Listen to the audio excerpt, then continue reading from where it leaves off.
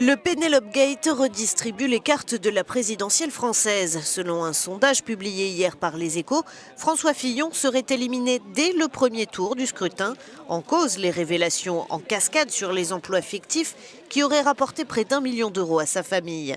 L'intéressé s'en défend alors que sa femme, Pénélope, affirmait en 2007, dans un entretien à France 2, qu'elle n'était pas l'assistante de son mari.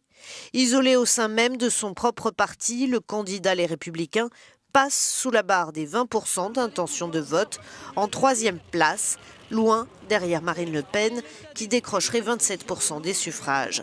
L'affaire des assistants détournés du Parlement européen n'a, semble-t-il, pas eu le même impact sur la candidate du Front National, toujours en tête des sondages.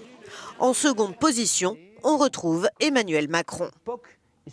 Au sein d'En Marche, on croit dans la réforme économique et sociale, on croit dans la transition numérique et environnementale, on croit dans les sécurités individuelles qui permettent à chacune et chacun, lorsqu'on est en situation fragile, de rebondir, de pouvoir réussir dans ce monde. On croit à une vraie politique éducative et de formation tout au long de la vie et on croit à l'Europe et au projet européen.